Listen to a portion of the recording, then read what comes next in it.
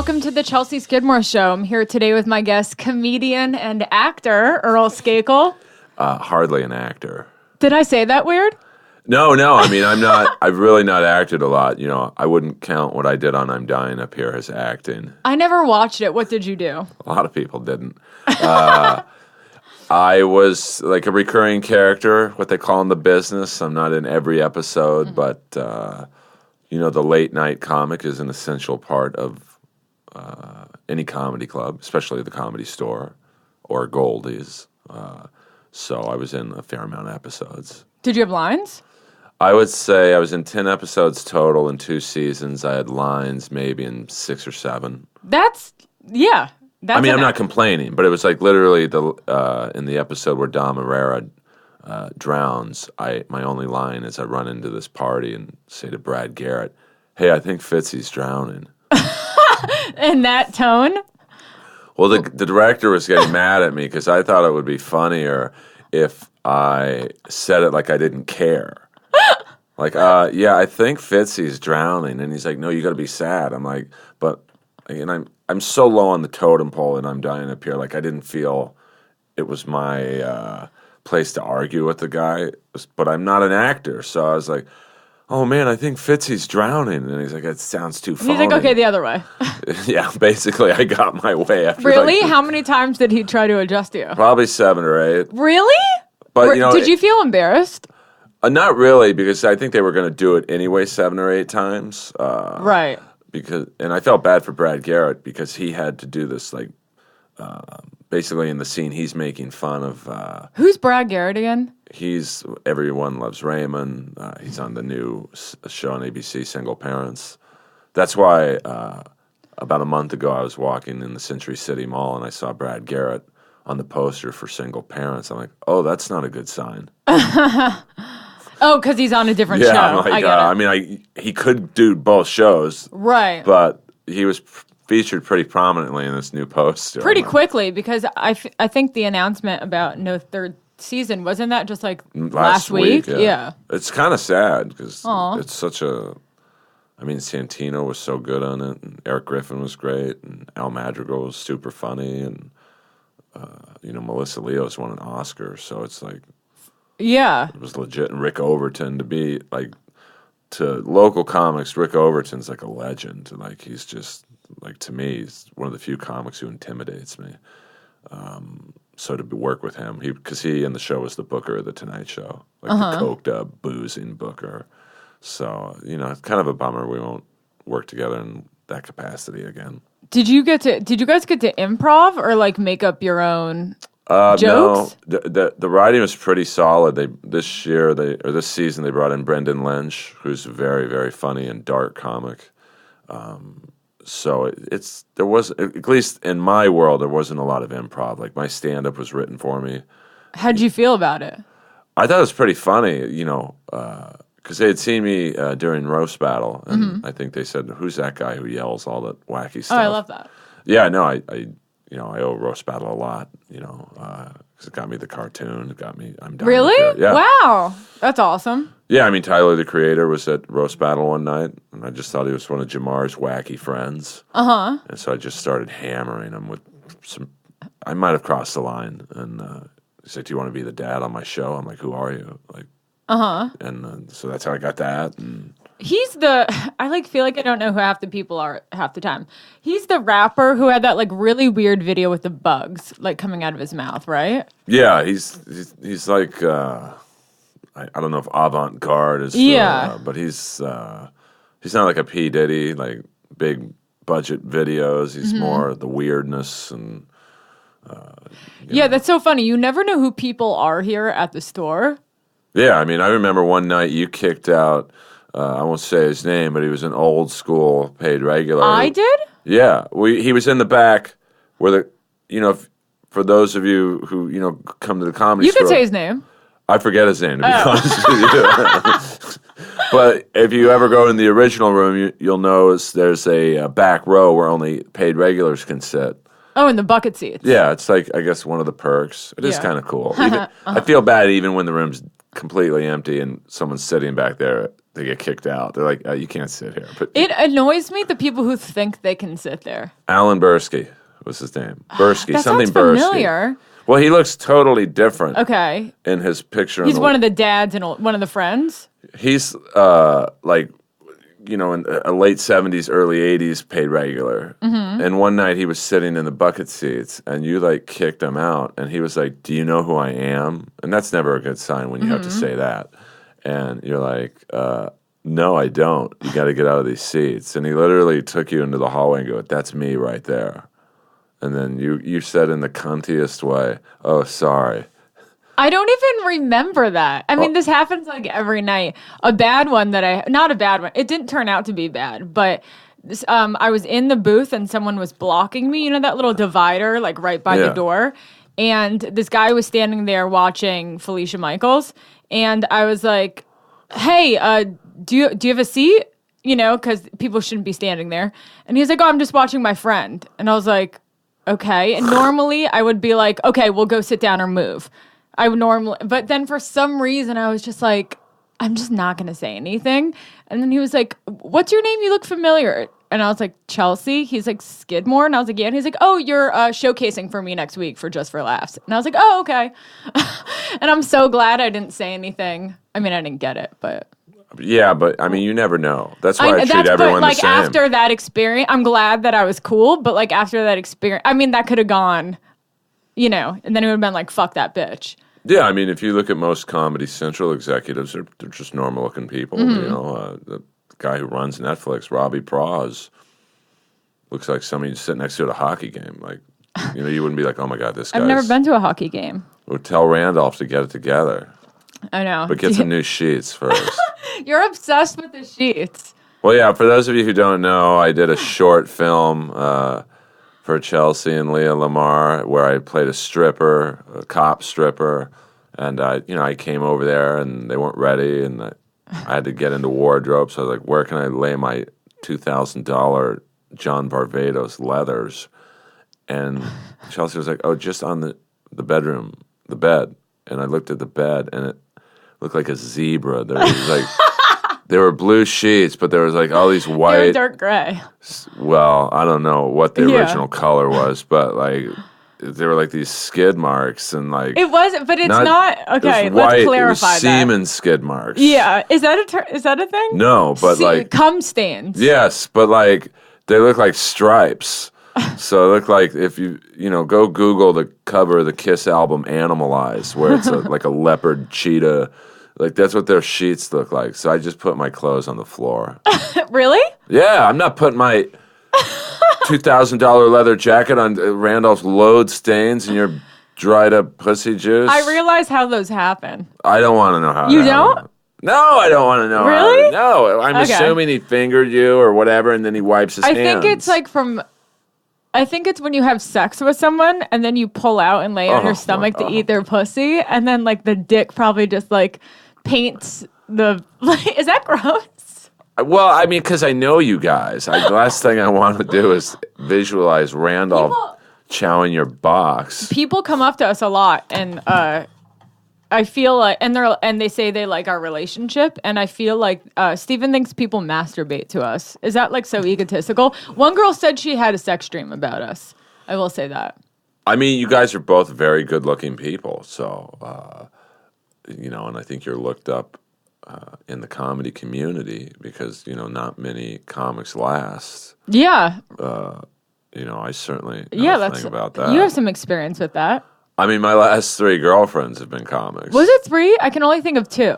Well, you probably wouldn't know the first one. I'll call them 1, 2, and 3, just because, maybe they don't want to be talked about.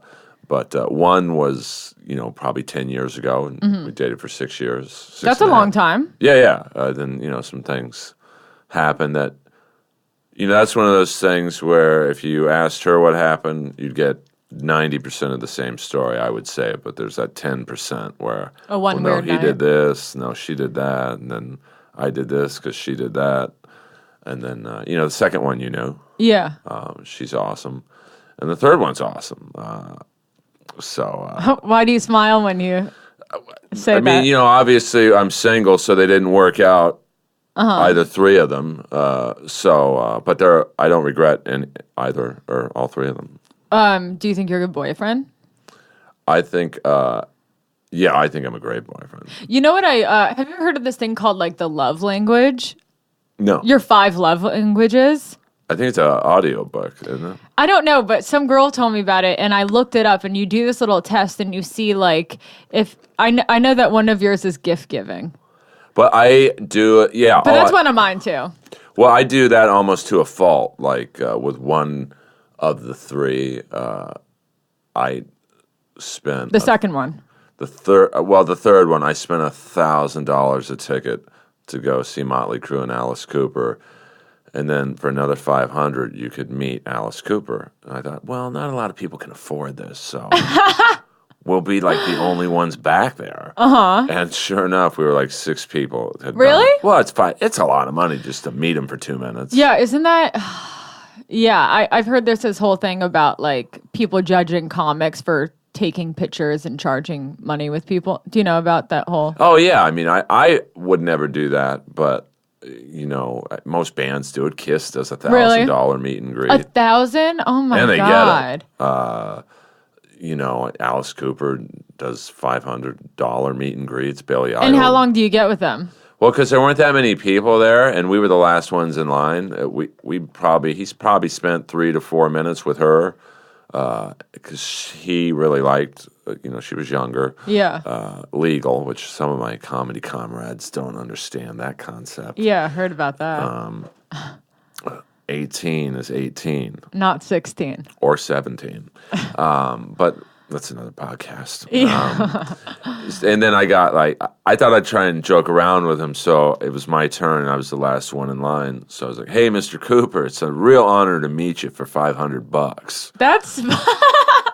And he looked at me like, dude, I'm 70. Fuck off. But then we got along. What do you talk like? Do you get nervous to meet? You're a huge music fan, so do you get nervous to meet these kind of people? Like 4 minutes to me seems like a long time. If you're such a super fan that you're paying $500, I would guess someone would be like nervous.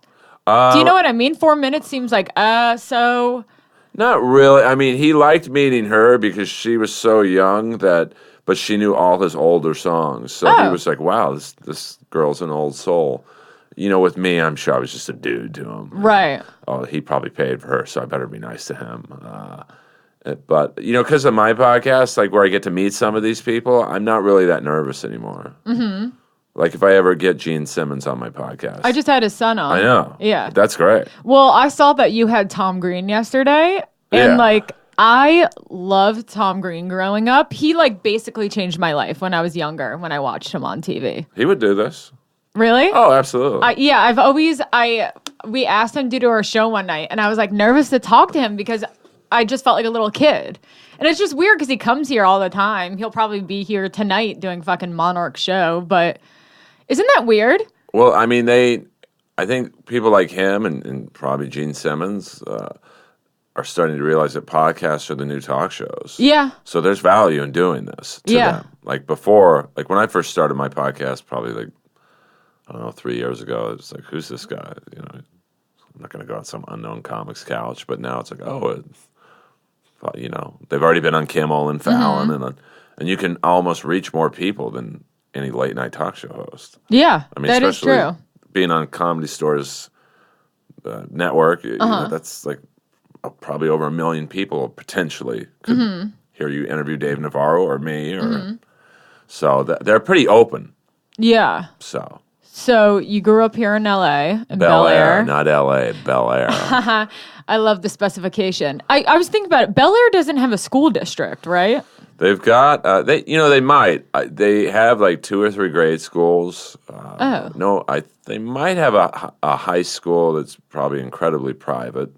Like Jay-Z's kids would probably go there. Yeah. But I don't think they have a school. Where'd you go to high school? I went to grade school. It was Good Shepherd in Beverly Hills. And then high school, I went to Beverly High for 1 day. And my mom picked me up. And by my mom, I mean the black butler, Leroy. Mom was in the back. and she saw like Porsches and Ferraris and like Lamborghinis, and like it was an amazing parking lot. I mean, it looked like a luxury car lot. And she's like, "You're not going here." Why is that? She, even though we grew up in Bel Air, we were really middle class. You might say upper middle class, because my dad bought a home in Bel Air in the mid '60s. Oh. But then you had the Bel Air fire, which is a very famous fire. It literally burned down every home in Bel Air but ours. What? I mean, my dad When was the fire? he wasn't Jewish, but he acted it. Like it's '60s. I forget the year. Probably early to mid '60s. Every home but yeah, yours? literally every home. And my dad was on the roof with like a garden hose. Like, I'm not leaving this house. Oh my God. So it was like being in on a tech stock that then just blew up. And, here's OJ and Kareem and James Caan. And I remember one of Rod Stewart's ex-wives, which is a lot. She was living with the drummer from the Stray Cats down the street. And I mean, it was basically like a half mile up from the Bel Air Hotel. Is this Bundy? No, Bundy's Brentwood. That's where OJ lived in Bel Air before Brentwood. Okay. So, and then you had Bel Air Country Club, which was like my social. Even though I was popular in like grade school and high school, I wasn't maybe the most. I was a little socially awkward. I could see that. I mean, now I'm like the life of the party, but back then I wasn't like maybe the best with girls because I didn't have confidence. When is this? High school? Yeah, I mean, grade school. Like I was the first guy to kiss a girl in my grade school. Like I always had. That's young. Yeah, it was 8th grade, and this girl she wanted it. So we went behind the bushes and maybe grabbed a boobie or something. But I didn't get laid till I was 21. So. What? Well, my mom wasn't like she did tell me one good thing, and it stays true to this day. She said, "Always make the girl happy first, and they'll come back." And I won't say they all come back, but I have a high return rate. It's so funny how I hear people say their parents told them these like little sex tips and lessons. Well, she gave me no advice like, "Hey, you get hard and then you." Well, that'd be weird if she told you that. Well, I mean, maybe not. Well, she was from Cartersville, Georgia, so she was very like Southern hillbilly. Most people thought she was black when they talked to her on the phone. But she had a strange way of putting things. Like she said, "Earl, treat everyone the same. We all shit out of the same hole, and just remember, whatever area in life you go in, there's always someone with a bigger dick in the room." And this was at like 12 or 13 years old. So literally from like 13 to 16, I'd walk into a room and look at every guy's crotch and they're going, "Does this guy have a bigger dick than me?" Like I took it literally. But she must, okay, excuse me for saying, but you have a big dick. Listen, So it's big was it enough. always big or like does it grow bigger? And sorry if that's a weird question. I just genuinely don't know. Did they grow like how little kids like grow when they get a growth spurt like in high school? I mean, it's always been the size. It's been appropriate. Like when I was in 7th grade, it was how I look at it now. Like, oh, are they all this big? Yeah. And I got permission from Steven to discuss this. Well, see, that's the thing. I would be, I mean, Randolph. I asked him last night. But Randolph knows I'm not creeping on his. I want to talk about the dick. No, I wanted to talk about the dick pic, but to get there, we have to hit this. Well, yeah. I mean, it's a funny story why I have the dick pic. But the first girl I ever slept with, who I still keep in touch with, she was like, "Wow, it's the biggest one I've ever seen." Yeah. And this girl was fairly sexually active. So back then, I was like, "Wow." And then, I would say almost every girl, I'm not going to say every girl, has said it's one of the bigger ones they've seen. And when girls don't say anything, you're like, "Huh, that's odd." I mean, listen, I don't watch porn, but like when you see Lexington Steele's dick, that's a big dick. I don't know who that is. He's this black guy in porn. He's like, his Twitter handle is Lex11. Okay. I ain't that. So I think it's big enough, I tell people, to leave a smile on the girl's face. Even the few girls who hate me, and there's not many girls who hate me, even if you got them alone in the room and said, "Did Earl take care of you in that way?" they would say yes. So your mom gave you a lot of advice growing up? She gave me a big dick and some advice. But like in high school, she wouldn't let me play football, which really hindered my social development. Why wouldn't she let you play football? Well, I've been the same size since the 4th grade. I've literally been 6'1" or whatever it is I am, not 200 pounds, but I was a huge kid. Wow. So big that they thought they were going to take my pituitary gland out. Really? Because they thought I was going to be a giant. They thought I was going to be like 7 feet, 500 pounds, like, because I was just growing and growing and growing. And did a doctor think that? Yeah. Oh, yeah. Dr. Wexler in Brentwood. She said, girl, we might have to take your pituitary gland out. Do they do that to people? They do that. Like, there's a UFC fighter by the name of Bigfoot Silva, and he got messed up because he's only like 6'5", but his head, feet, and hands are like of that of a 7-foot. Like, he's got the weirdest body where he's 6'5", which is tall, but his hands are that of a 7-foot person. Like, his head is gigantic. Isn't that like also from like Asperger's sort of autism when people get like that? I mean, it can be, but like, there are some people who have an overactive pituitary gland. Okay. And that's what I had. And then, so in grade school, I was dominant in sports. Yeah. I was like... You look like you'd play basketball. Basketball, I was unstoppable because I was 3-4 inches taller than everyone, much heavier.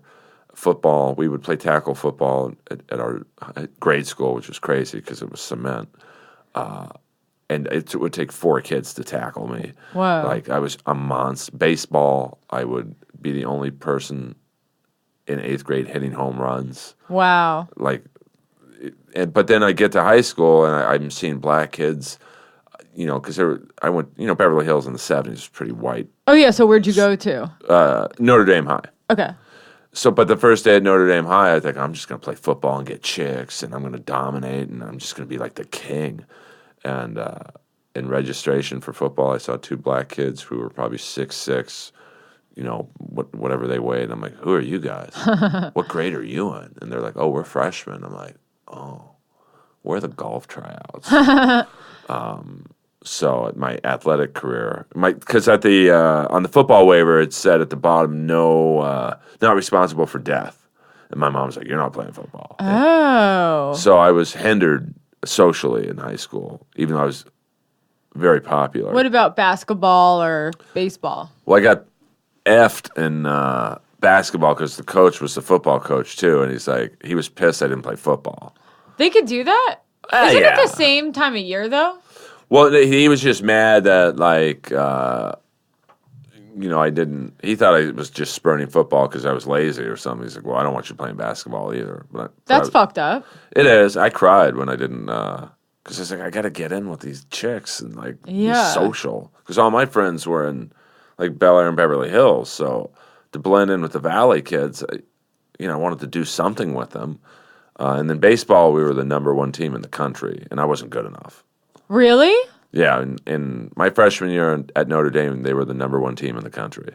So I just clearly wasn't. That was not on my level. So, in high school, I struggled socially, even though I was very popular. I was class clown. I made everyone laugh. Got voted for school president one year, even though I didn't run. Did you do it? No, I was like, I can't. Talent shows, they would chant my name, even though I had no interest in performing. But if you were so popular, then how didn't you fuck? I just had no game. Okay. The girls hit on you and you kind of were shy? Yeah. I had a girlfriend freshman year who went to another high school, high-end high school. It's off of Beverly Glen called Westlake, and she was hot. I've heard of that school. Yeah, I mean, she's like your level hot. Thank you. And what's my level? Hot. I mean, you're hot. Thank you. Respectfully to Rand. I mean, everyone knows you're a hot babe. So I need that reinforcement. We all do. Yeah. I mean, the last girl I was fooling around with, she's like, I could tell when she touched, when she touched it, she was like, wow. So, and then she ghosted me. Say it. What are you gonna do? She ghosted me. Like, it's the weirdest. Oh, yeah. I don't want to bring up something that's gonna upset you, but I feel like you got really affected from that. Well, The breakup. Oh, from Number 3. That's who you're talking about. no, right? no, I wasn't. Okay. Yeah, well, I was affected by that just because of you can tell I'm stuttering. I can't even get it out. Take a minute. The situation surrounding it was there was some outside forces in play there. It was like a rumor or something. Yeah, and it's, there's like, I did the best I could to make it right, but but in this case that's going on now, I've never been really ghosted before. Is this a new thing that I don't know about? Yeah. Well, do I know her? No, it's not a comic. Oh, okay. So what happened? You went out. Went out, couple dates. They were like 12-hour dates. Like it was like we'd go out at 8 and we'd be at Mel's at like 8 in the morning. And then I don't get people who have 12-hour dates. I've never done that before. What's the timeline of the date? We just had a vibe. And she's a non-comic. It was like, okay, great. This is going to work. This is going to... Finally, I've learned my lesson after 3, because they say don't shit where you eat and all that stuff. And I would attest to that. Well, but look at you and Randolph. I know, but before that. Well, but, you date who you date or you fuck who you fuck. I've hooked up with like 4 other paid regulars who I see all the time. And is it awkward? No, not really. I mean, just for the last one, I'm over it now, but like it was very awkward for a while. Well, it's probably more awkward for Randolph. He doesn't give a fuck. But deep down, every guy does. Yeah. Like, that's part of the reason why I left Roast Battle was, everyone in the rooms fucked everyone. So, really? Oh, my God. It's like... Was that something that bothered you? Not really, but like when it's like, you talk about 6 degrees of separation with Kevin Bacon, it's like 1 degree up there. Like, and I've, done my thing up there too. I'm no angel, but like, when you look at a judge and you're like, okay, I know that guy did something, and then you look at a contestant on stage, and then you look at a guy in the audience, and then, it's like, I gotta get out of here. But that's an interesting thing that would affect you to that level. Were one of your parents a cheater? No, I mean, to my knowledge, no. And I've, cheated before, but then I got cheated on. I was like, wow, this sucks. Yeah. Horrible. Oh, it's the worst. Horrible feeling. I mean, it took me probably almost close to, who knows, 2 or 3 years to get over like the psychological. Yeah. But, I look back at that and go, all right, that was karma for when you cheated. So, exactly. That's what I told myself. And cheating's horrible. But, when I was doing it, I was just immature. And, if one girl wants to fuck me and 2 girls want to, I'm that better of a person. It's crazy to think like that. But. Yeah. So it ends at 8 in the morning at Mel's, and then what happens? And then we went out again, same thing, like all-nighter. We never did the nasty, but it was definitely heading that way. And then she dropped off the... Did you hook up at all? Some pretty severe makeout sessions, but no, no sex of any kind. But I thought, wow, this is definitely going there, and then nothing. Like literally dropped off the face of the earth. Maybe she just like got scared. I would guess in this case she might have gotten back together with someone, but who knows? Like, it's never really happened to me before. What's your go-to restaurant on like a first date when you want to impress someone? Sushi on Sunset. Sushia? Yeah, because I know the owner. It's Dove. Is it Dove? Is that his Glenn? Name? Isn't there someone with the name of a D? There's Glenn and his girlfriend. I mean, I don't... Who's the guy who drives the Range Rover? Glenn. Glasses, tan, like funny, kind of loud, obnoxious. Okay. He just treats me I almost worked there. The girls are so hot there. Oh, yeah. I mean... the food is horrible. Well, horrible. I don't think it is. Really? Have you talked about this before with someone? Because it looks like you've defended this before. I have. It's horrible. Like, I just went there recently. I always tell it's so overpriced for the quality. I mean, I do you like think the it's food. overpriced? I mean, it's not cheap, but anything on Sunset Plaza is going to be expensive. I haven't been to any of those other places besides Takaya. My sister's friend owns that. His family owns all of Sunset Plaza. Nice. Oh, it's so much money. I wonder how that French place is. I've been to Obica.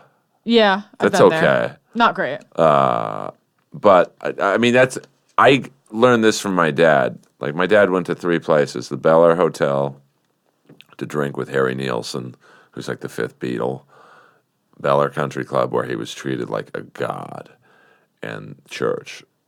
He only went to those 3 places. Who is he, Argus? Basically, I mean, it's that era. So I do that. Like, I go here a lot because I'm treated very, very nicely. I don't think I have one enemy up here. So. And what'd your parents do? What's this Kennedy connection? My dad's sister is Ethel Kennedy, who married Bobby Kennedy, the second brother who got killed. In the ski accident? No, that was one of Ethel's kids. Oh. Robert Kennedy is the second brother who got killed in '68. Okay, I'm bad with history. Well, no, so I mean, it's like, so her real last name is Earl Skakel. She married Bobby Kennedy, so that's where and that's your dad's sister. Right, Okay. but they weren't very close. Like, one time at the Bel Air Hotel, this is like the perfect story to kind of explain how I grew up. Yeah. And it almost, like, my brothers and sisters, we all love each other, but we don't talk a lot. We just, the hours that you and I keep. It's like, you can't call your sister, fucking 2 a.m. Hey, how you doing? My dad and I were having the famous Bel Air burger. Oh, such a good burger. Is it? I haven't had it. Go to the I've Bel been Air. there a couple times. Oh. I love it. I like the spa there. I've been to the spa. And I like the rooms. They're cool. Yeah, I used to go there with girlfriend number 2 a lot. Yeah, I knew which one. Yeah, I mean, she loved it there. I mean, I it's not a go-to restaurant, but I was going to take the girl who ghosted me, I was going to take her there next. Ooh, she fucked up. Well, Send her a picture of the burger and write, you could have had this. it's so beautiful, that place. But one time I'm there with my dad having the burger, and the waiter comes over and goes, "Mr. Skakel, your sister's over there. She would like to say hello to you." Like, who asked the waiter to go over to your brother and say hello? Just go up to him. I love that. And my dad just looks at the waiter and goes, "Nah." And then we left. Wait, why? They were just raised, I don't know. I mean, but when my dad died, Ethel was the first one at the house. Like, so, and that's how I think my family is. Like, I have a brother in Malibu, brother in Oregon, sister in Hollywood, sister in Washington State. Oh, big family. Yeah, we're all 5. over the place. Yeah, there's 5 of us. I'm the baby. But, if anyone ever fucked with any of us, the other 4 would, like, be on them like rabid dogs. But, we see each other maybe once every 2 years. Even the one who's in Malibu and Hollywood? Well, my brother in Malibu doesn't leave Malibu. He's very he's like the Bin Laden of Malibu. He just, because he's treated well. Really? Does he have a good place? Lives in a really high-end mobile home park. Oh. But, like, you say mobile home, and people are like, he lives in a mobile home. Oh. But these are like, they're right on the beach. It's like a whole compound, and they're very expensive. Like, that's interesting. It's insane. Is he a surfer? Yeah. Okay.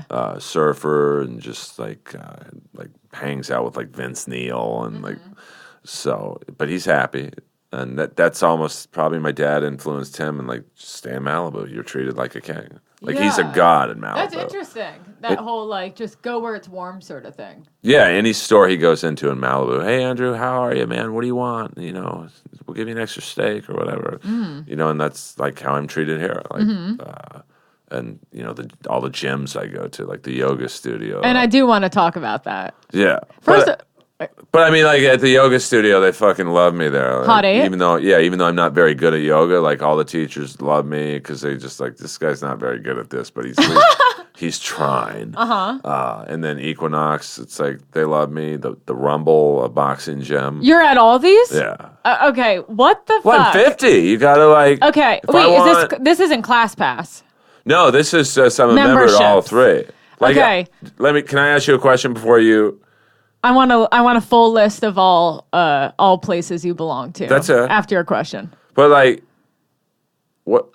Like Randolph is a very good-looking guy. Mm-hmm. Right? Is he? Yeah. I mean, if I were like gay, I'd take a run at him. Okay. But I'm assuming someone who looks like you likes good-looking guys, good body. He's good skin. He's manicured. So that's what I'm doing. Mm-hmm. I don't drink or do drugs. So I've got the money to join 3 gyms. Technically, I'm a member of the 4th gym. Yeah, I know. 24 hours. Oh, it's so nasty. Let me actually name your gyms. Okay. I think I know them. Equinox, Hottie, Rumble, and 24 Hour. And I'm embarrassed. But I want to look good for the members of the opposite sex. That's the only reason I work out. I just feel like usually people defend like paying for Equinox and they're like, look, like I don't, that's what I used to say. I was like, I don't drink, I don't do anything, like I want to belong there. Yeah, and it's good. But I stopped there. I don't get why you need all 4. Can you explain to me why all 4? Sure. Well, I went to yoga. I started doing yoga after breakup number 3 because I was just like, wow, I was in a real dark space. Like I was getting ready to do physical damage to certain people up here. I was like, I can't do that. I've took me 13 years to get past up here. I'm not getting banned. To Casey? Yes. Okay. I was like, I can't. I can't do that. Just like think big picture for once in your life. So what is that? Another reason you left Roast Battle, so you don't have to be around him? Oh yeah. He's just a gross person. But I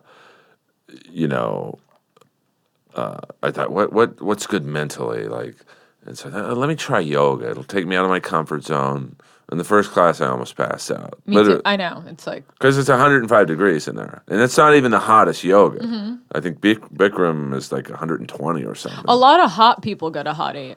Oh, my God. I almost... and a lot of famous people. Yeah, I mean, I was there with... I don't want to out these people. I'm sure they want their privacy. But yeah, there's famous people who go there. But Colin?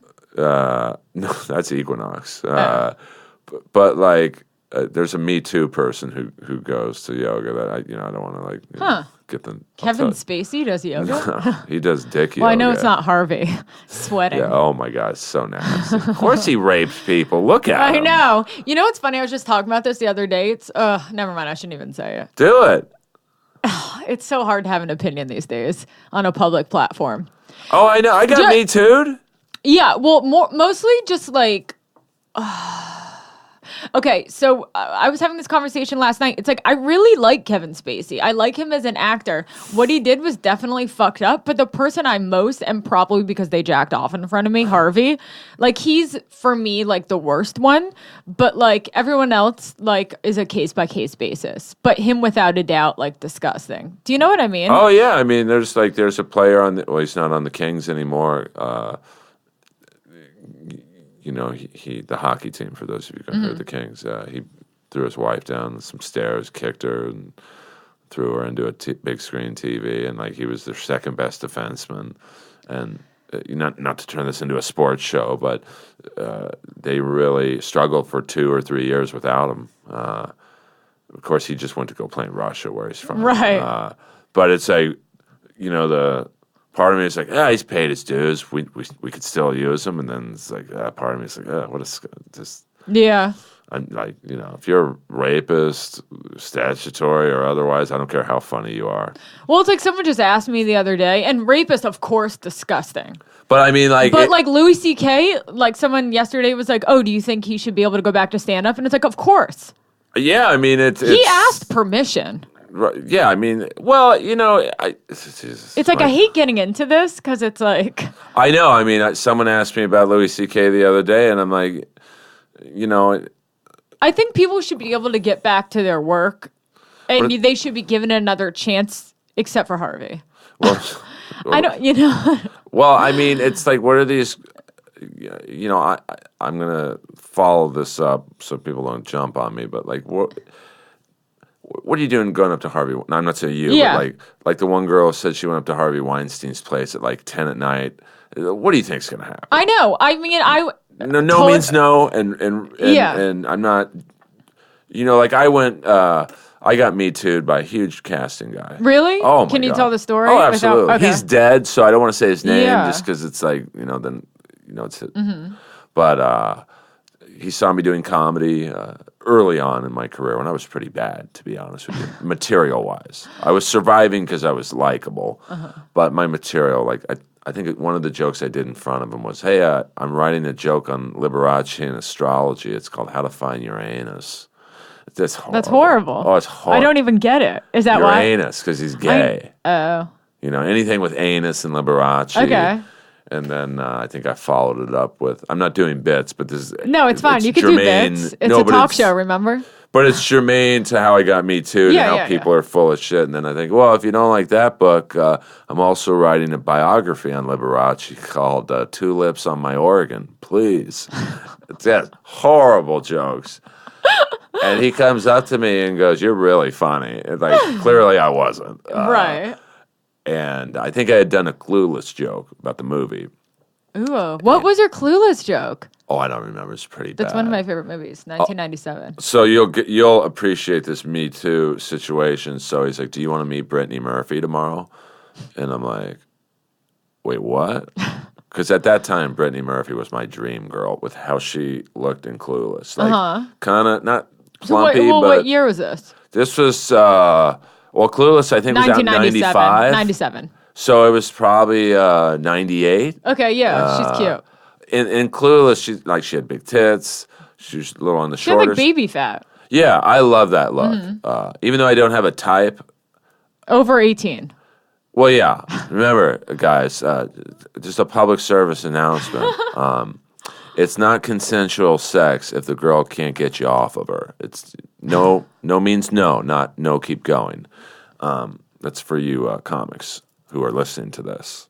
I get so much hate from comics because I keep it real. Oh, yeah. Because why? Because I do my Attention LA comic tweets like, 18 is 18, not 17 and 16. And I had this argument with an A-level comic the other night. I was telling him about a situation where someone had sex with a 16-year-old, and they were like, "Well, how old was he?" I'm like, "I think he was like 20 or 21."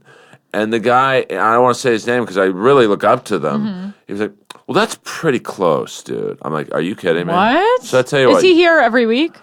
He's not a paid regular here, but he's a huge comic. Okay. And I was like, "You got to be kidding me!" And I've had other comics. Does his first letter start with a J? No. Do you know what I mean? Yeah. No, it's not. I know. But he's not the only one that'd be like. Because he would say. Well, if she was 16 and they were 19, that's pretty close. I'm like, it's illegal. Like, yeah. And then they make me unless look it's like 1970 in like the South. Well, I mean, listen, I don't know how they're going to do the Motley Crue movie on Netflix when they were fucking underage girls and writing songs about it. And oh, yeah. I heard about that. In this Me Too era, it's like, how are you going to portray Vince Neil accurately? Or Kiss, Yeah. Kiss has a song, Christine 16. Or maybe you told me, yeah. Wingers. At least Alice Cooper has that because I'm 18. Right. Even though it's not about fucking girls. But I just wanted to come in with one. but Wingers' only hit was 17. And I do what I want. He can do what he wants at 18. So I'm like, Brittany Murphy, yeah, I'd love to meet her. And this was just to show you this is a legit, no bullshit story. The table read for King of the Hill was, I think, that next day. And he was the casting director for it. He wasn't the casting director for that, but he was one of the casting directors for X-Files. And like, okay. I'm giving it away, basically, who it is. But it's fine. So I go down to Fox. And that's exciting. You're on the lot. Yeah, I mean, I'm like... When you're on the lot, it's like you have no idea sexual harassment is on its way. Yeah. Well, it shows you, even though I'm not naive, I was like a little bit, and I'm like, oh my God, this is amazing. Yeah. that's I forget what shows were on. There's the X-Files poster, and there's the Millennium, which was a spinoff on X-Files. Like, oh my God, there's Lance Henriksen, and like you're seeing all these celebrities just walk around like people do a potluck up here. And so I go into his office, and it's a beautiful office. It's like marble, and there's a shower, and there's a couch. It's like a one bedroom. And we're talking. He's telling me how funny I am, and then he gets up and he starts stretching. I'm like, oh, maybe I should get up too and start stretching. So I'm literally stretching in this guy's office, going matching like him, mirroring him. Yeah, because I thought, oh, that is so funny. This sounds like a bit, but no, it's really that's like a scene in a funny movie that you would get up in a meeting and start mirroring an executive who's stretching. Do you know what I mean? I mean, it sounds like a Funny or it's Die, silly. like. And so then he starts unzipping his pants. I'm like, what are you doing, dude? He said that? Did you get what he was doing? I mean, yeah. And he's like, well, Earl, I ran a marathon this weekend and my balls are bruised. Ew! That's so nasty. I'm like, where's Brittany Murphy Holmes? So this is the best part. And he was in like pajamas.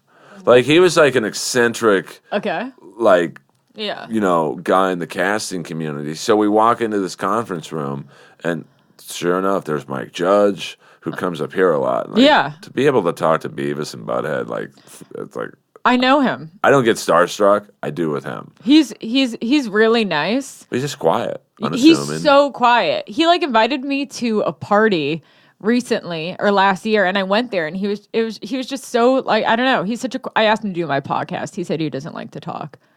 Well, but he's like a cool, nice guy. But yeah, he's so quiet. He gets it. Like I hope he doesn't hear this. Sorry, Mike. But but if he did, I think it'd be great if he heard it. Like, I hope you're listening, Mike. So he's in there, and there's Brittany Murphy and the rest of the cast.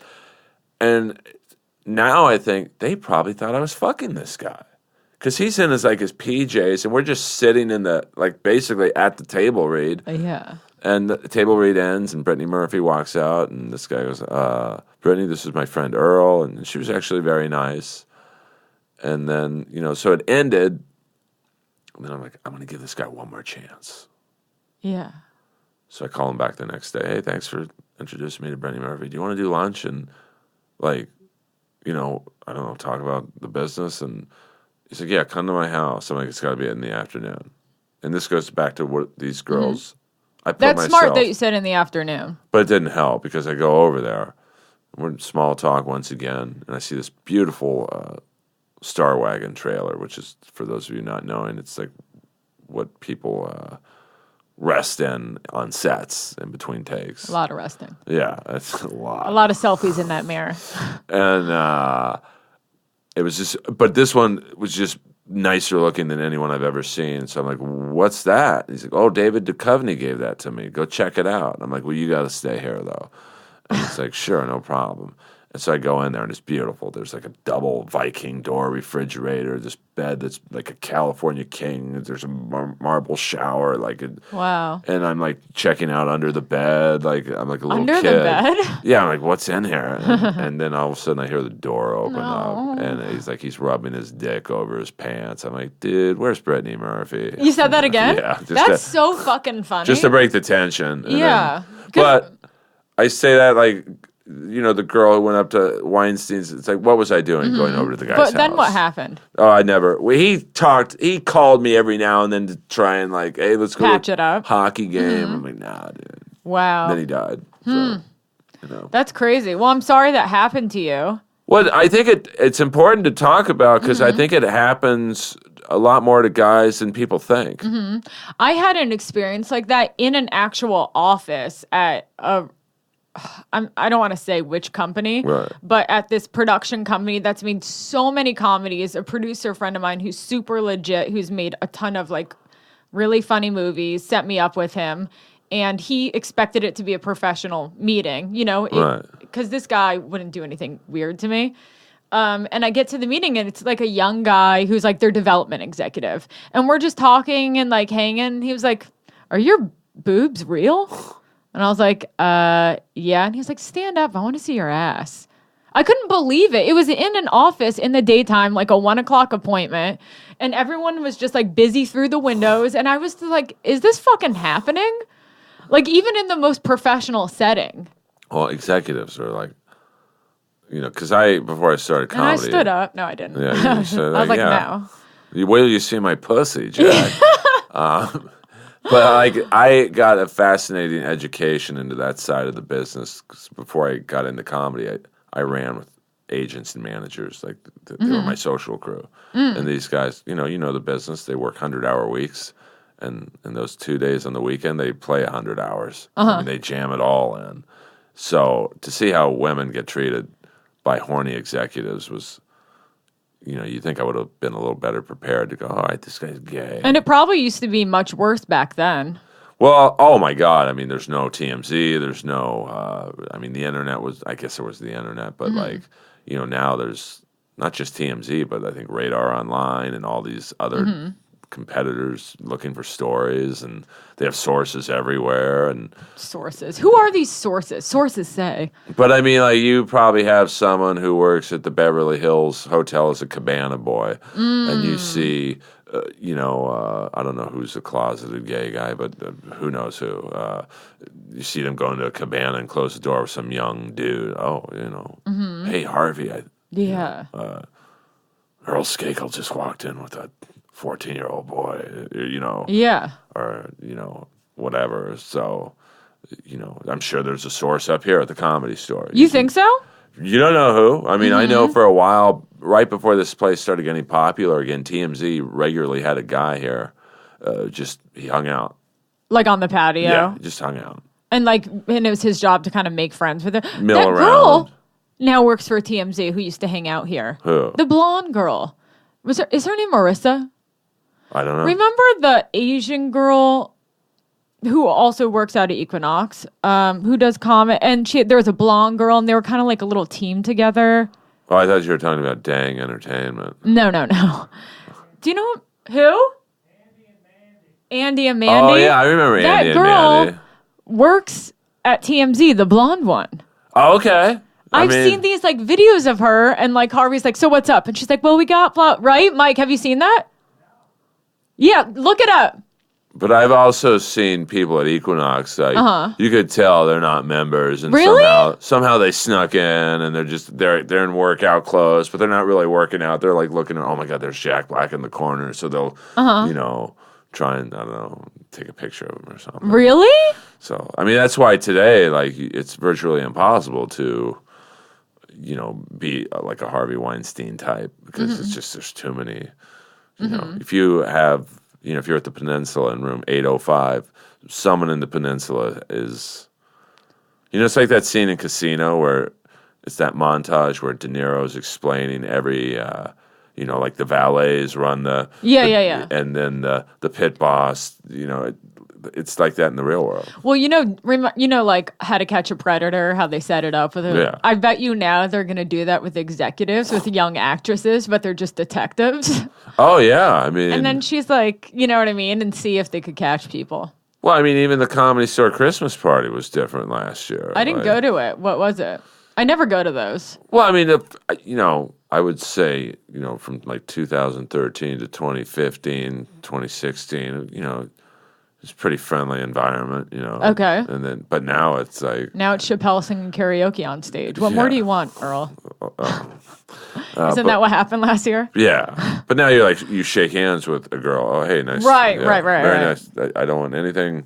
I had 2 staff members about 7 months ago asked me about my dick pic. They're like, hey, we hear you have a big dick. Can we see the picture? We've heard about this picture. I'm like, I'm literally grilling them. You're asking me to see this picture. So you're asking me to go on my phone, show you my dick pic. And so it was like an interview. As a guy, do you feel like you have to screen people now? I do. Just it's now for the first time in my life, I'm on TV. Yeah.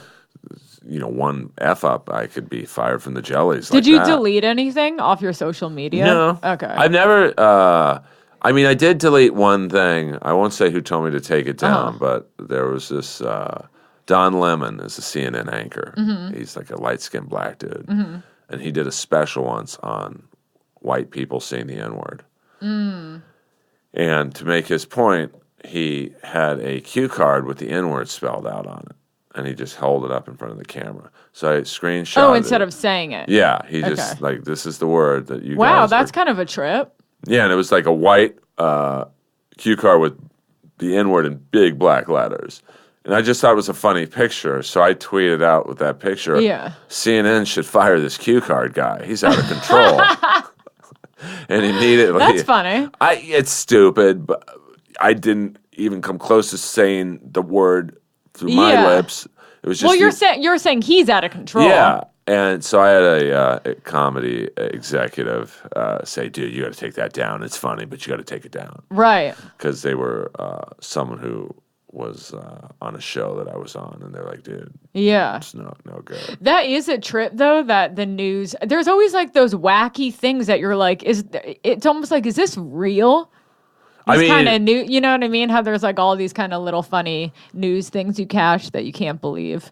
Well, I mean, if you look at what's going on with the Supreme Court guy, you know, he's getting called out for, you know, whipping his dick out at a party in the early '80s. It's like, you know how many times I whipped my dick out at a party?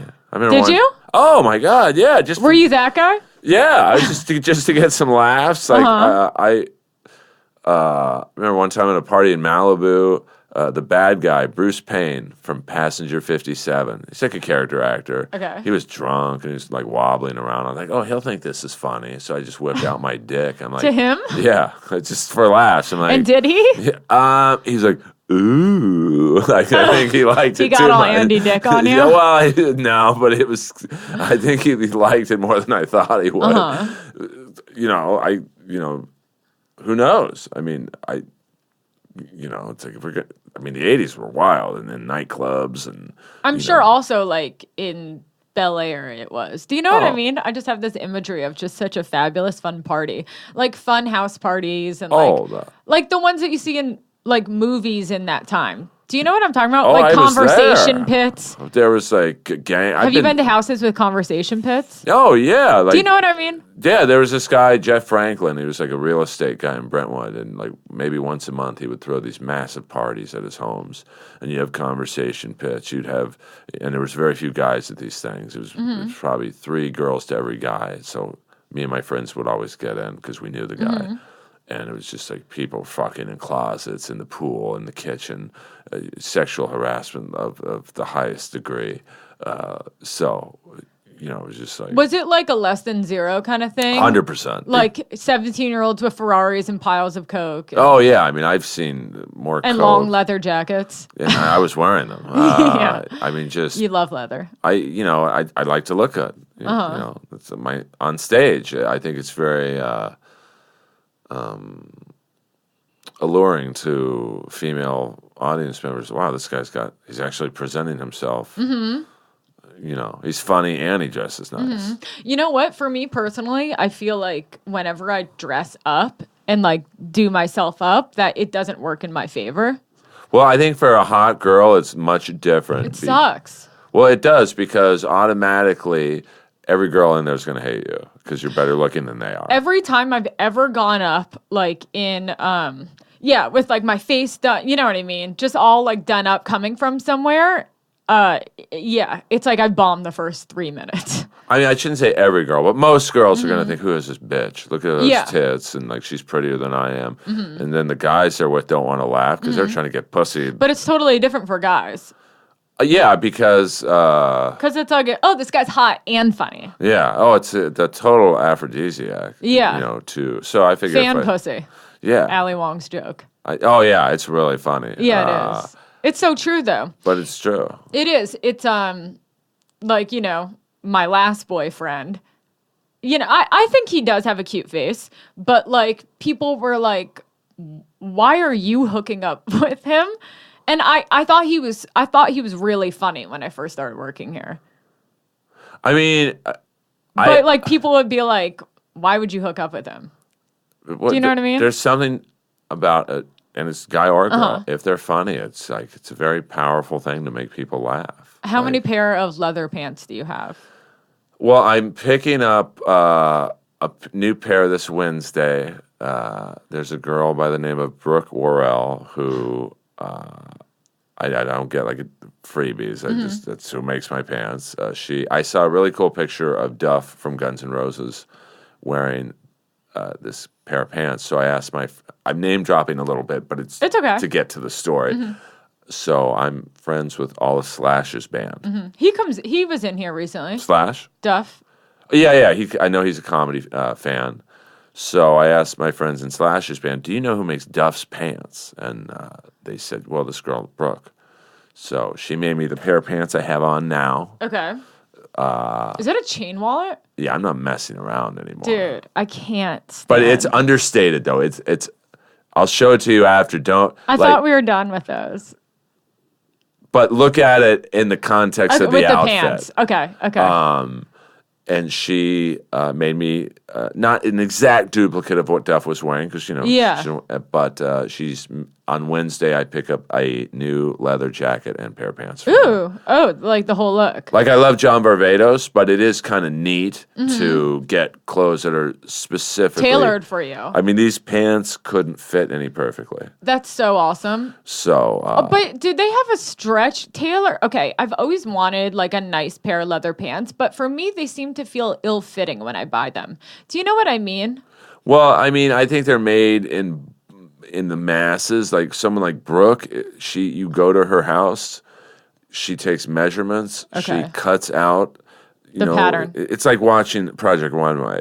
She'll cut out the pattern, she'll then measure it again, and it takes a while. Like it takes probably a month. How much should those run? I need to know. They're not cheap. They're leather's expensive. Please tell me. Like a leather jacket. I want the exclusive. These pants I have on right now are $12.50. Okay. Do you feel embarrassed admitting that? No. I thought it was going to be much worse. Well, the full leather pants. How much is it at John Varvatos? Feel these. 900. Like they're not. Those aren't. Those are leather. The side. Feel the side. Like that's so that's a leather detail strip on the side, right. But those are what, Japanese denim or something? Yeah. So leather pants and then the little buttons at the end. I mean, as the kids say, that is dope. So like 80s rock. But that's what I want. That's my vibe. That's your vibe. How would you what would you call that? Well, I want to. You see hundreds of comics a week, literally. You do comedy. You're definitely your own person. I want to look, which different. is awesome. I want to look different. Like, but how would you describe that look? I have to mention names. It's fine. But I mean, I would say I go for like a Billy Idol meets Elvis Costello meets Weezer. Elvis because of the glasses? Because of the glasses, and we don't have the same hairstyle, but like relative. And like if you look at Weezer, they have a nerdy, but like a chic nerd look. And then, Billy Idol, he's in his 60s. He doesn't give a fuck. He's going to wear leather jackets. I like that mashup. Well, it's really like I will take pictures into Brooke and say, here's a jacket Billy Idol had. Can you make something like that? And with the jacket I'm picking up Wednesday, I saw a really cool picture of Slash with a leather jacket and a jean jacket with leather sleeves. Okay, yeah. And she was like, well, Earl, that's two pieces. It's the leather jacket, and he just has on a jean vest over. Like, it's not an actual jacket. I've seen those, though. They make those kind of two-tone. Right. That's what she's making. Okay. So sewing on leather sleeves onto a denim breast vest sort of thing. So, I think, in comedy, we're all going to talk about the same shit. You're going to talk about just getting married or whatever. I'm going to talk about my relationship problems or whatever. So I visually want to go, okay, there's 15 comics on the lineup tonight. If I'm wearing leather pants and it's memorable. For that second, it's like, who was that guy with the leather pants? I think that's a good idea. It's branding yourself. Yeah, I mean, it's, even on the podcast, I don't plan questions. It's like an improv podcast. Yeah. It's like this. Yeah. Which I love something like this. Like how we're doing it right now. Have you seen other... I've seen other people where it's like they have 10 questions, they look at the sheet. If I have Gene Simmons on, or even if I had Nick on, I wouldn't plan one question. I'd hit record and go, oh, fuck. Okay, so what's it like being... if I were to ask Nick a question, the first question would probably be, how's it trying to be a musician when your dad's the most famous bass player in the world? Yeah. He's a great guest. Because he talks a lot. He would do and he was, he would do yours. Well, I met him once before. I got punked. Here's what it is. I'll get Nick for you if you get Tom for me. I get that tease, but I would do that anyway. Like I know, but I like the idea of me helping you out. But that's how it should be. Yeah. Like I wish more people would act like Rogan. Like no one. I feel like I didn't come up with this, but someone pointed it out to me. Someone older to me said people don't help, or a door guy must have said it. People don't help out people like they used to. I agree with that. I would say when I first started comedy, like it would be, hey Earl, I got a gig for you in I don't know Modesto, and okay, well I just did a gig in San Diego at Lestats. I'll give you the guy's info, and nowadays I think it's and I think Roast Battle to a degree is fostered this. It's all for one. What is that? But I mean, I think no one can help each other because then I might not get on next season of Roast Battle. Someone wouldn't give me like a list of clubs to contact. They're like, oh, I don't know. It's like you're on the road every weekend. Well, but what they don't, like, if you look at Rogan, he's like the greatest example of, he gets nothing technically from having Hinchcliffe say on his podcast. Or like... but he just wants to help him. Yeah. And then Tony's fans become Joe's fans. Like, people don't put, like, if I give you Tom Green's info, which I will, and he comes on this podcast, you might think, well, how's that help Earl? Who cares? Like, and then you go, well, hey, I'll give you Nick Simmons. But some people are weird like that. You're cool and easygoing, but a lot of people don't have the same mindset. You know what I mean? Though. I know. Like, I agree with you. It's not that hard to help people. I've gotten every gig through help. On Roast Battle, Moses didn't have to help me. He could have done the show by himself. He didn't have to have a sidekick. And then Jerron Horton, he's the one who recommended me to the I'm Dying Up Here people. Oh, really? Because they didn't know who I was. So I guess one day in a meeting, they were like, well, who's that wacky guy at Roast Battle? And no one in the room knew who I was. Yeah. And Jerron piped up and said, oh, that's Earl Skakel, blah, blah, blah. That's nice. And then even on the Jellies, Gerard Carmichael vouched for me, which was huge to have someone of his level say to Tyler, hey, that guy's really funny. Yeah. Or whatever he said. So, and I've certainly recommended people for gigs and given them anyone who has a podcast. You recommended me and Steven for The Dirty Show. Yeah. Didn't you? Yeah. That was such a fun show. Yeah, The Dirty Show run by Corey and Chad, the twins. Ontario. They sell it out every month. Yeah. But even like with Ralphie May, who it's so weird, he died a year ago today. Yeah. He was always trying to help me. Everyone said how awesome he was. Oh, he was like countless DMs and tweets. Hey, let me get you out of LA. Let me get you doing comedy on the road. Let me try and get you on the Conan or the Tonight Show. I know the Booker. How many people do that? No one. Other than Rogan. I know this story that this comic, Justin Foster, I think, you know that guy? I think he works at Flabbers, but he told me the story a long time ago and I never forgot it. That he was just working, he was like bartending and he was talking to Ralphie and he's like, oh, what are you doing? He's like, oh, I'm going to like Cleveland or something tomorrow. And he's like, oh my God. And oh no, it was in a different city.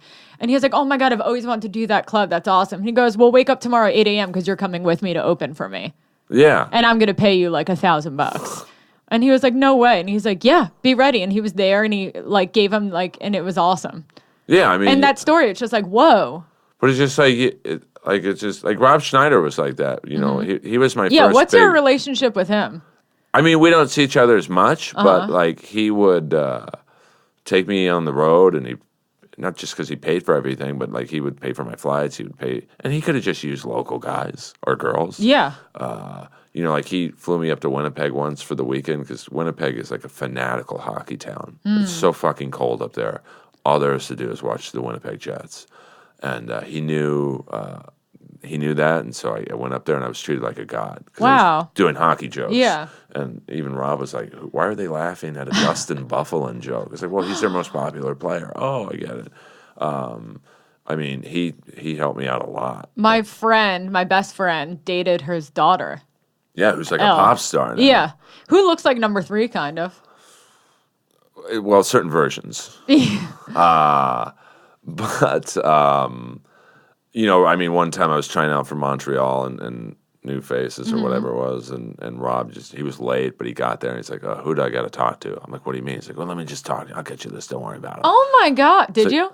No. I think he was almost too aggressive because he literally, I had done well, and I left the stage, and then someone else was on stage, and Rob literally went up to the producer. And, Jeff? No, it was a female at the time. Okay. And was just, I don't know what he said, but you could tell he's like, just pass my guy. It's my guy. Wow. Nah. That's so sweet. But he didn't have to do that. So I just wish more people would be, more helpful. I had a dream. I've been wanting to open for David Spade. And I had a dream, my waking up dream, that he asked me to open for him. And it was so real. I thought it was real. And I woke up and I was like, damn it. That was a dream. But he asked him. Like, he doesn't, he's a very nice guy. Yeah. Like, he's so fucking funny. Oh, but he gets it. Yeah. He helps, he helped me out in Montreal for Roast Battle. Oh, really?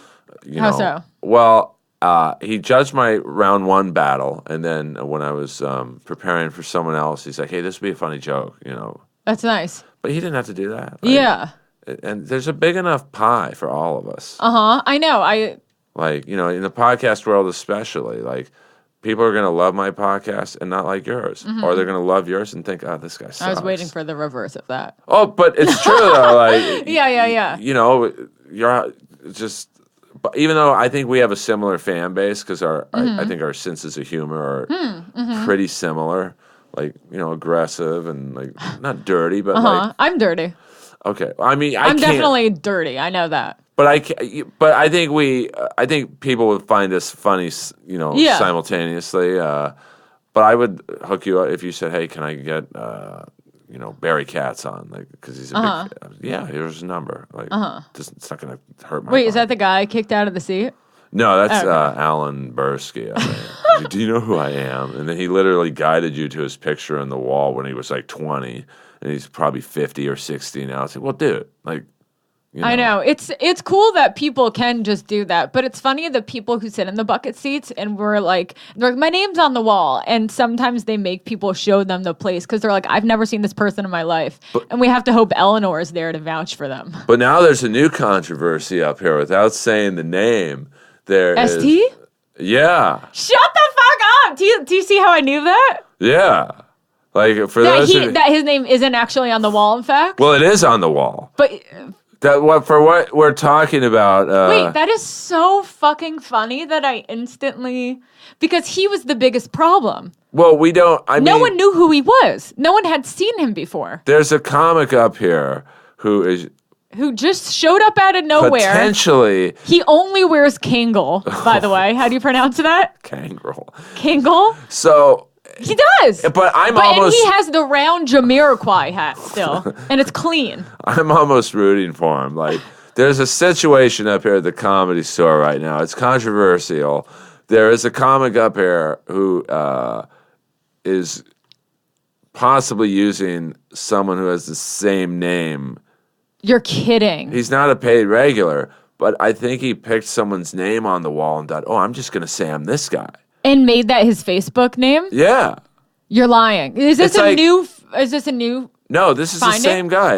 No, I know, but is this a new thought on him? Well, that's what I think. I mean, if someone walked by and say in 30 years from now, someone walks by and goes, "Who's Earl Skakel?" I'm just going to say I'm Earl Skakel. Yeah. And no one's going to know him. Yeah. It's really an ingenious scam. I know. And so he gets to go up here. He doesn't get spots from Adam, but he does get to go up on Mondays. Right. And so it's, and this probably seems pretty trivial to, if Dave Navarro is listening to this, he's probably going, what the fuck are they talking about? No, it's funny. But yeah, I mean, I think it's hilarious. That.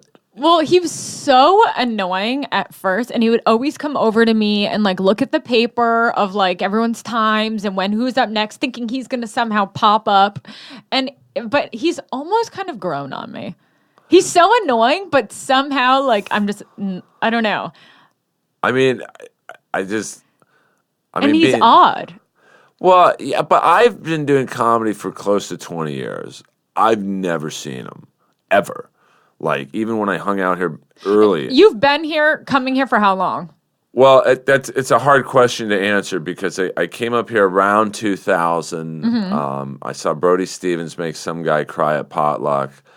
And the first two people I actually met up here were lunatic open micers. And I'm like, this place just is not for me. So about 2009 and 10, when I was starting opening up for Rob Schneider, courtesy of Jeff Richards, I always like to give Jeff so talented. Oh my God! I mean, but Jeff like met me up here one night. He's like, "Who are you? What do you do?" Oh, and I think Jeff was sick one night. He's like, "Do you want to open up for Rob Schneider?" That's awesome. Yeah, sure. But I started coming back up here around 2009, 2010. So I've been up. And you had been doing stand-up elsewhere? Open mics, the Valley. Okay. People would call me the Dane Cook of shitholes. Because you were incredible? I would kill in these horrible bars. Really? Okay. Like in environments. And get people to pay attention to you in a bar show where it's hard to get Which is why, like tonight, I'm going on in the main room at midnight-ish, probably 12:30. And that's a tough spot because that's right at the point where people leave. And so you go on stage and you see half the audience walk out. And it has nothing to do with the comic who was just on. They just pick someone. We're going to leave after Annie.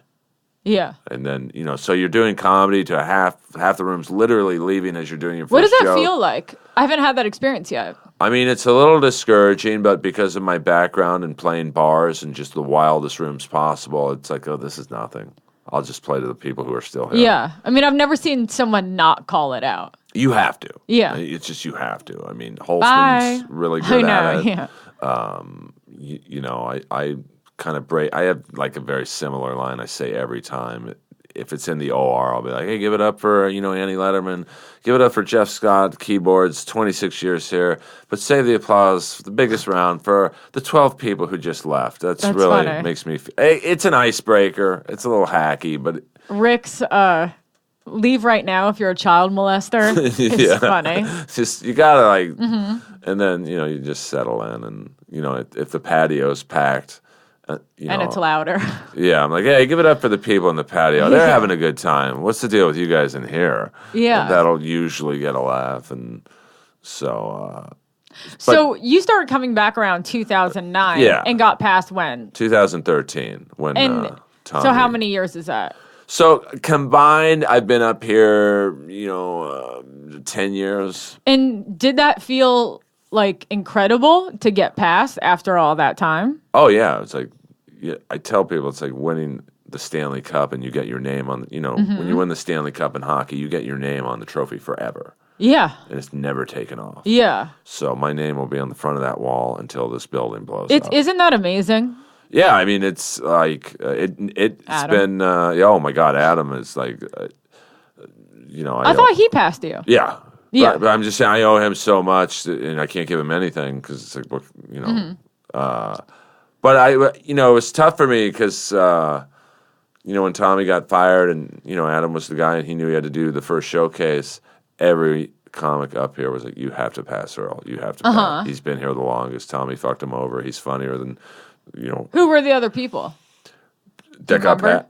No, that night.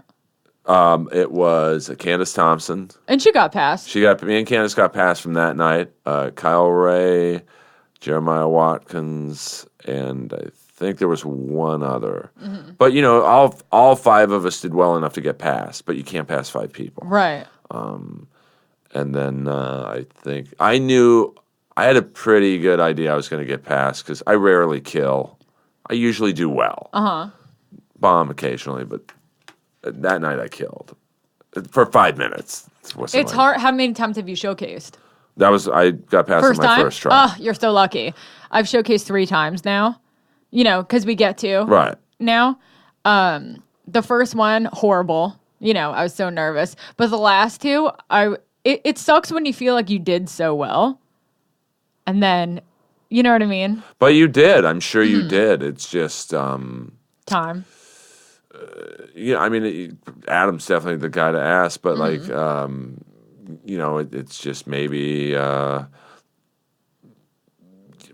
it's hard to say. I mean, there's probably 100 people who are deserving to be passed up here. But yeah, that that is such a good way to put it. Me and Steven talk about this all the time.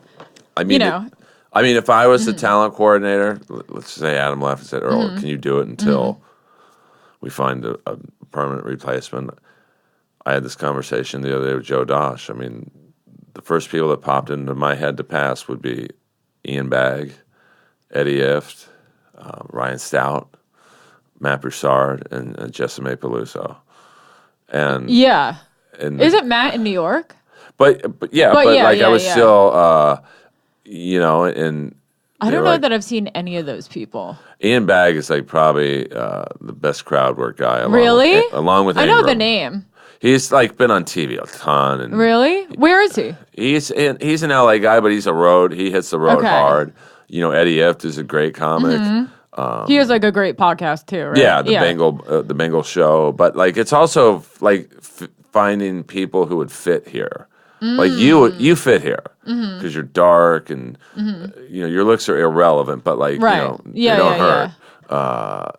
Someone like I'm trying to think of a girl like there's people who just don't fit here, like, even though they're great comics. So there's that added into totally. Like I don't know necessarily if Daniel Tosh would fit here. Oh, he's dark though. He's great. He's so funny. And he's fucking hot. Oh, but I saw him like a year or two ago here, only once. He did great, and he was a lot darker than I thought he was. And it's interesting to see people who are so. I didn't know he was so dark, and then he got a show, which is cool because sometimes. I mean, he might fit in. Like Dane Cook doesn't necessarily fit in. That's here, an example because he's not dark. But also, he's like so Laugh Factory. Yeah, I mean, and maybe you take some guys who. Like, I don't know if I would fit in at the Laugh Factory because it's kind of like, Do you like it? I mean, I wouldn't turn down spots, but I feel the most like connected to the Comedy Store. Oh, I think everyone does. Yeah, like, it's just such so cool. The way I when people are like, oh, what's the difference between Laugh Factory and Comedy Store? I'm like, Comedy Store is like one of those cool, dark, seedy strip clubs where you can do the lap dance on top of the guy. And, like, they can kind of touch you a little. And the Laugh Factory is, like, one of those more, like, Scores, Penthouse kind of big production strip clubs with the bouncer standing over you. And you can't even do the lap dance on their lap. You're, like, on the stage in front of them. Yeah. Do you know what I mean? Oh, absolutely. I mean, the Comedy Store is Jumbo's Clown Room. And, Do you ever go there? No, I don't go to strip clubs. I really don't. Ever? It's like, would you go to a restaurant and look at the food and go, okay, I'm good. Yeah. I want to eat Massage parlors? I've gone to massage parlors. There's like a bunch of them in West Hollywood, right? There's 3 on the corner of Santa Monica and La Cienega. I'm trying to think of. One's right under the dog place. It's right next to the Collar and Leash dog store. Okay. And then there's one called Rendezvous, which is the opposite corner. And then there's another one by 7-Eleven. Really? I mean, by 7-Eleven? Yeah. What happens when you go in there? Well, they ask. How do they work? Well, they want to make sure you're not a cop, so they really ask you a whole bunch of times if you've been there before. Mm-hmm. And if you say yes, you clearly are down to get, whatever. Well, I just talked about this with Steven, and I didn't know. I thought people get massages, and then there's like a happy ending at the end. He told me most places don't even give you a massage. They just jack you off. Well... Is that? I didn't know that. Each one is. I mean, I haven't been in years, but like there was one called Momo Spa, like MOMO. I won't say who taught. Let's just say. Is the name Spa a clue? Yeah. When it doesn't look like a spa. Well, yeah. Like if it has neon letters in the window, it's a jack off. Oh, I'm trying to wonder like the clues to look for. Like if you drive by Burke Williams, they don't have Burke Williams in neon. Right. Okay, that's a good suggestion. So Momo Spa, I went at the suggestion of a very popular paid regular here. I won't say who because I feel like I already know. They got some things. I'm not even going to say their initials. No. It's the third letter of the alphabet. I don't want to go. Am I right? I don't even. I just want to know how good I am at this game. You're close, but oh, never mind. The second letter. They literally touched my back, like here, just I'm not gonna do it. fine. They literally went like this, and she was like, turn over. What? Yeah, like this place. One shoulder touch? One like a shoulder, squeeze. a squeeze on a one shoulder blade, and then to turn And then it was over. like, turn over, let's get to the transaction. She said, "Let's get to the transaction." no, but it was like, clearly like, and then they just jack you off. yeah. What a trip! I mean, I used to go to those things at a time where it was just like, okay, I don't want to take a girl to dinner and just wait for 5 hours to get jacked off. I'll just go to this place. I'll maybe get a massage. But for me, the best part is not knowing what animal is going to walk through that door. Like some are The hot. girls? Yeah, some Yeah. look like you. Like not many, but like you're like, wow, this is amazing. But can't you pick the girl or no? Not really. It's kind of like Russian roulette. Like, Okay. you give the girl at the front like $40, and then they give you like, say you walk in there with 100. They purposely price it at 40, so they know how much you have to tip. So they know you've got 60 to see how much you pull out of your wallet. Yeah, like they're very like. That's interesting. So, they, and then they ask you if you've been there a lot. Who have you been with? And are you a cop? Because I think if you have to tell them if they ask you. There's some weird rule. Yeah. And then, they take care of business. But, I was just going there. It's just like. Have you ever gotten someone who you're like, anyone else working? Oh, all the time. And how do you do you have to phrase that right bear in front of through them? it. No, I care so much about people's feelings. I just bear So through what it. is that? Oh, you mean you just accept it? Yeah. Have you gotten someone who you like really didn't want? Oh yeah, all the time. Really? Back in the day, like you'd have girls that just you had no sexual attraction to, like 70-year-old Asian women. 70-year-old? Who's like the boss. And, Honestly, that's who I thought like did all of these. no, I thought it was like the kind of people when you go to like Asian massage parlor. I thought it was like people like that. in some cases, like there used to be one on San Vicente above La Paella, which is like a high-end restaurant, and it's right above, and it's just like she was like 70 years old, and, but they were open late on Sundays. Yeah. So I would go after hockey. She actually gave you a good massage. Yeah. Because I feel like, honestly, if you're going to get, it's like also the massage would be nice. Some it is, some it's really good. I guess it's a lot on the wrists to do both at once. Well, some of these girls they're like marathon runners. Their bodies are used to the Wow. like it's Strong just- arms. Yeah, they jack off 7, 8, 9, 10 Oh guys my a day. God. But I haven't been to one since the 3 girlfriends. Like it's like I'm because in between the 3 girlfriends I do Little rebound at the massage parlor no, I do well enough on your own. at comedy clubs, so Do a lot of girls come up to you and hit on you after they see you perform? I get a lot of younger girls like hitting on me. I'm not saying 18. Oh, yeah, 18. Just a friendly reminder, comics, that when a girl is 17, 16, 15, you can't have sex with her, even though you'd like to. It's called illegal. It's rape, statutory rape, if you want the technical term, but it's still illegal. So, And we're back. yeah. The PSA. Well, it's true though. Like, Yeah. You know how many times I could have fucked an underage girl. You go on the road, and these clubs. A lot of these clubs are all ages. Really? Oh, well, not a lot, but like I should say, some of the clubs are. They have Just like no alcohol. teen tours or whatever, and for whatever reason, young girls are, daddy issues or whatever with me, I said, no, I'm good. It doesn't help that you kind of like have a referral to yourself as Daddy Earl Skakel. Well, yeah, but I think they. It's like a self-appointed nickname. Well, no. Well, yeah. I mean, I like to talk about myself in the third person. Daddy knows what time it is. No! But I think. But I also know in the comedy world, girls talk. So it's like, hey, me and Earl broke up, but he's a pretty cool guy, and then it just gets round and round and round. How did that dick pic circulate? Jeff Richards one night called me up, and this is the case where I will mention. Earl has a famous dick pic. Is it just one pic? It's one pic. Like how Jamar just has that one Yeah. pic? You and Jamar. Jamar's dick is much bigger than Is mine. it? Oh my god, it's So funny how Yeah. you two just have a dick pic circulated around to everyone. At least you have a friend, because if it was just you, it'd probably feel a lot worse. But it's such a great picture because, Jeff Richards called me up one night and he was kidding with me. But he's like, hey, what did Gail's pussy look like? And I was like, Who's Gail? Gail was girlfriend number one. Oh, okay. I only say her name in the context of the story. It's not talking bad or good about her. It's who it was. And I still loved her at the time. We were broken up. And I'm like, oh, you want to see what Gail's pussy look like, Jeff? Let me send you a picture right now. And I just took the dick pic.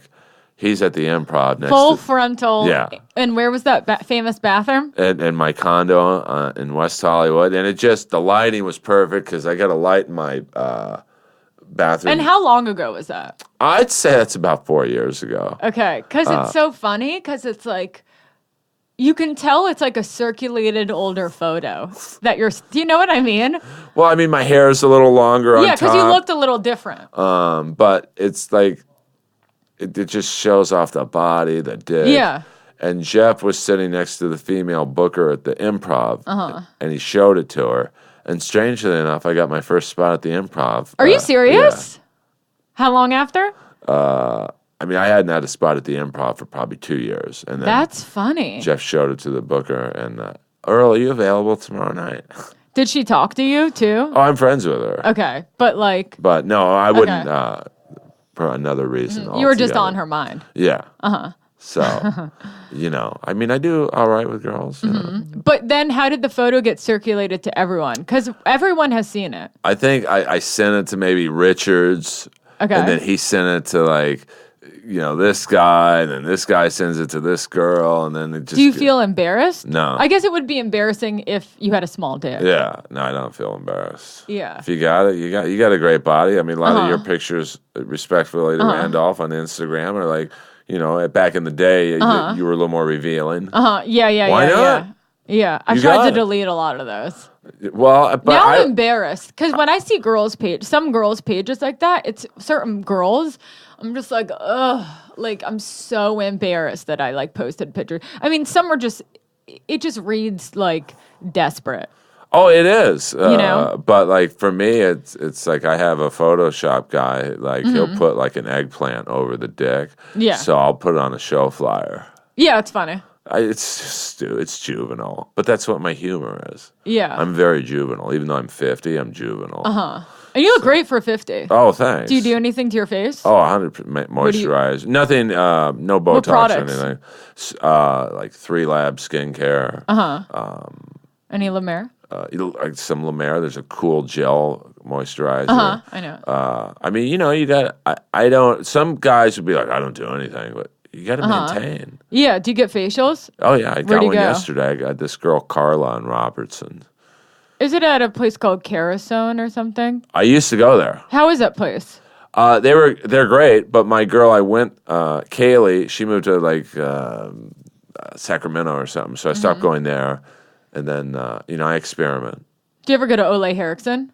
I used to go there back in the day. Yeah, I like it. Yeah, I mean, that's why you look good. Like, I'm not embarrassed to sit there and say I get facials or I'll go to Barney's and buy moisturizer. It's like... I love Barney's. Oh, Barney's is the best. My dad used to be the buyer for there. Really? Yeah.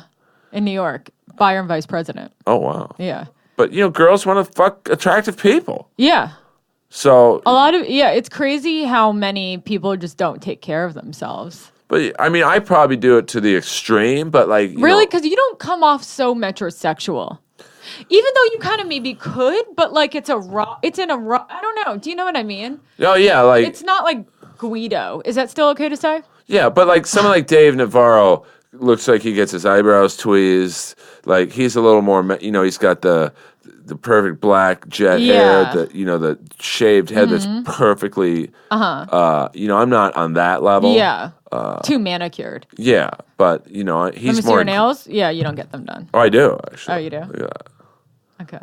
Do you get pedicures? Oh, yeah, all the time. What else? What other treatments? I go to this guy, Smooth Cheeks, Gabriel. Is that a waxing place? Well... Your asshole? No, I don't have enough hair back there to worry about it, and no one goes back there. That's not my thing. So. Isn't that so gross? It's so gross. I've had anal sex once, and even then... That's it? It was by accident. Yeah.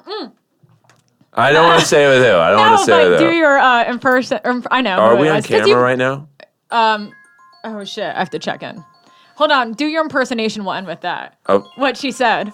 Oh, so I'm on the couch with this lady friend, and we're having rigorous sex, and it was getting pretty good, and nothing really felt different. And she was like, "Earl, you've got to slow down." I'm like, "Why? You're not in my pussy." I'm like, But oh. she said it that flat, that like fun and flatly. Yeah. Not even like, No. Because honestly, okay, I've accidentally had to go in my ass before, and it is horrible. It is terrifying. Your whole body, like, you don't want to be touched. Well, I think in this case, it was so wet down there that I think she knew I wasn't trying to like, all right, fuck it, I'm in. Yeah. It was just, it just happened. So I think she was loosened up back there enough. I mean, like I said, I got a big hammer, so if you just jammed it in a hole that wasn't primed for, it's so horrible, so nasty, horrible. But it's not my thing, because to Yeah. me, to be honest, that's where shit goes. Earl, you've got to slow down. That's how she said it. That's so funny. But she was great. Yeah. I don't want to say too much because then it gives it away who it is. And Yeah, I didn't know her, but she's very pretty, and it looks like on social media she's doing very well. But let's leave it at that, just so people don't put two and two together. She seemed, Yeah, she was awesome. Yeah. But it just, that's where shit is. Like, it's clean. And people are like, well, dude, just get a bidet or an enema or... It's disgusting. The Continental wipes. But, like... There's shrapnel up there. I don't care. What's the word? How clean shrapnel? Like, it's like when a bomb blows up, there's the shrapnel flies. Like residue? Yes. So like I'm very clean. Like I put my shower head thing on like blaster power, and I open up my butt. Every cheeks. guy does that. That's what Stephen does. Yeah. He made us get a detachable shower head to clean his ass. And that works. But let's just say you stick your tongue up his butt. I don't want to. But I'm just saying, for the sake of this horrific visual, like your tongue's, I don't know how long your tongue is, 2-3 inches. So it's like, it's going to go inside his ass. And that's where there's still shit. Like I had a girl once eat my ass for 27 minutes. Because I was watching a hockey game, and so I know exactly. There was 27 left in the quarter. Yeah, and she finished right when the Andrzej Kopitar. Score. Yeah, and it ended in overtime. That's a long time. But then she tried to kiss me afterwards. I'm like, you got to be fucking kidding me. That's disgusting. I want to continue this so bad. She's a great kisser, by the way. She's a great kisser. I'll come back. Or you do mine. Yeah, I would love to. Well, Earl? Oh, yeah. Earl Skakel here. Thank you so much for coming. Where can we find you on social media? It's just at Earl Skakel, EarlSkakel on iTunes. On Instagram and Twitter, and Inappropriate Earl Podcast on iTunes and Twitter, where Chelsea will be on sooner than later. Thank you.